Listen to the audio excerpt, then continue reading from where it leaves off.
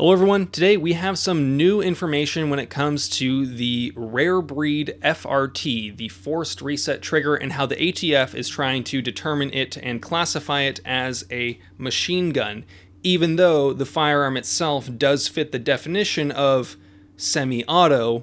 The ATF is attempting to change the rules in the same way that they did with the bump stock ban, because why would we ever want civilians to be able to have the ability to shoot guns fast? Let's just ignore the fact that now terrorists have full auto M240s, drones, and AMRAPs. Forget about that. Why would we want private citizens, who mean nobody any harm, the ability to shoot a firearm quickly? Something that they could just do with their belt loops? But yes, today we are talking about the rare breed FRT, and we have an article from John Crump. John Crump is the lead investigative journalist that has been bringing us a lot of stuff when it comes to ATF leaks, Freedom of Information Act requests, and bringing a lot of insider information. So it's always good to see another article from him pop up. Now, the rare breed FRT criminal examination released. So again, this is the trigger for those of you that are unaware of what the rare breed trigger is. When the bolt carrier group cycles back forward, what it does is it forces the trigger to reset forward so that once the gun goes back into battery, you can then pull it very quickly by applying pressure, constant pressure. It manually cycles it open so that you are now reset, and then you pull the trigger again almost immediately, letting you shoot very, very quickly. The ATF, not a big fan of that. When discussing this, the company Rare Breed Firearms, they discuss how it is similar to the TACOM 3MR, which the ATF has approved, but the company does not have an approval letter themselves for the FRT.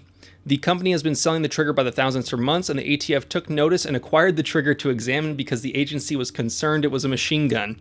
Oh, I'm so thankful that our tax dollars are hard at work here. I'm so thankful for all the people it saved.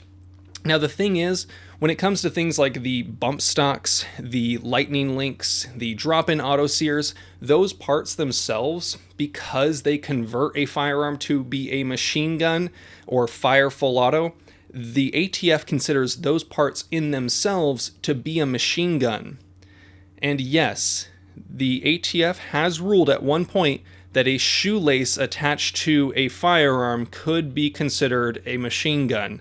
So yeah, this is especially significant because the bump stocks are currently being challenged in court, and it's using a lot of those same definitions in the same way that the ATF argues how they can make things illegal without actually getting Congress to sign a law and change the definition. The firearms enforcement officer wields enormous power over the firearms industry. A special agent, Michael Nuttall, sent the rare breed FRT to the FATD Firearms Technology Industry Services Branch to be examined in early June of this year. FEO David Smith was assigned the case.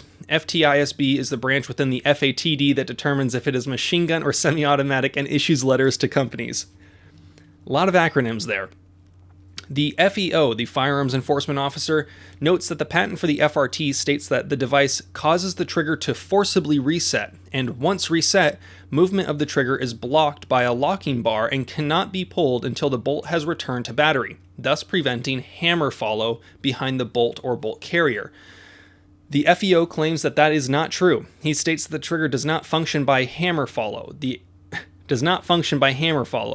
The agent states a device designed to prevent the hammer from positively resetting could cause a firearm to shoot automatically more than one shot without manual reloading by a single function of the trigger, and would be classified as a combination of parts designed and intended for use in converting a weapon into a machine gun, thus a machine gun as defined by the codes.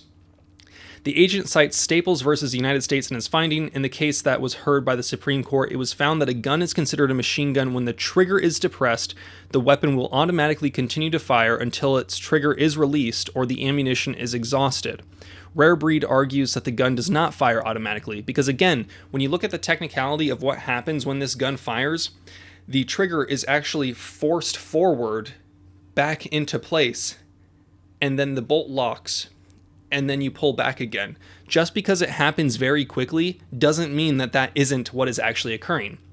Now, during the bump stock ban, the ATF changed the definition of a single function of the trigger. For many years, the ATF held that this term meant a single movement of the trigger. After the bump stock ban, the ATF started interpreting the term to mean the action of pulling the trigger and follow-up actions. This change widely affected what is and isn't considered a machine gun. I don't think that this same line of thinking will be able to get around the binary trigger issue, but it's only a matter of time before they challenge something, right? The FEO states that any gun that uses a spring, electronic motor, or non-manual source of energy which assists in the automatic resetting of the hammer and causes a firearm to shoot automatically more than one shot without manual reloading by a single function of the trigger, such as an item or device, would be classified as a combination of parts as designed to, basically saying it would be a machine gun.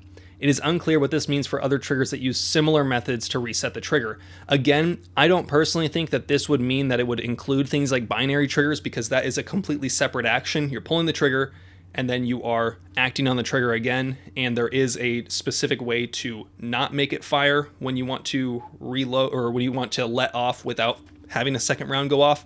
But again, the ATF is going to do ATF things, and that could mean that they change their mind. Again, the FEO installed the Ruger into a Bushmaster AR-15 and test fired it at the ATF's facility. They claimed that the rifle fired automatically, making it a machine gun. The agent fired 2 rounds twice out of the firearm. Smith then inserted a 5 rounds and fired the gun again. He claims all 5 rounds were expelled from the Bushmaster automatically. Now, we know that Rare Breed is continued to fighting this, and we know that many places are still selling the trigger. I think Big Daddy Unlimited is the exclusive retailer of it, and from my understanding, people are still able to purchase those. I believe Big Daddy Unlimited is also shipping it to California, but that's a whole separate issue as far as whether or not you think that would be in line with California's laws as far as multi-burst trigger activators. But again, if you don't wish to comply with the law, that is totally up to you. More power to you. I can't tell you what to do. A lot of people are asking me, hey, I think that this is going to be banned. I think the ATF is going to make this illegal. Should I buy it? And well, my question to you is this. If the only reason that you want to buy it is because you think that the ATF is going to be considering it a machine gun, meaning that if you were caught with it, you would go to jail for 10 years, wouldn't you think that there are other methods of acquiring what the ATF or the government would consider full auto that wouldn't cost as much and might be easier to destroy? Those are things to think about if your only intention to buy it is because you know or believe that it's going to be illegal. I think that if you aren't of the mindset that this is going to become illegal and you want to risk it for the biscuit, I guess, I think that this would be something that you could buy and would be great for that purpose, your intended purposes. But if you're buying it only because you think it's going to become illegal, and what it accomplishes is only the ability to fire really fast with no selector switch position for just a slow semi-auto, I don't know if this is the right thing for you, but I know a lot of people like them. I've had the chance to shoot with one of these in the gun, and I thought it was pretty freaking cool. I thought it was awesome. There is no other way to say it. They are cool to shoot. They are fun to shoot. Would I go out and buy one right now?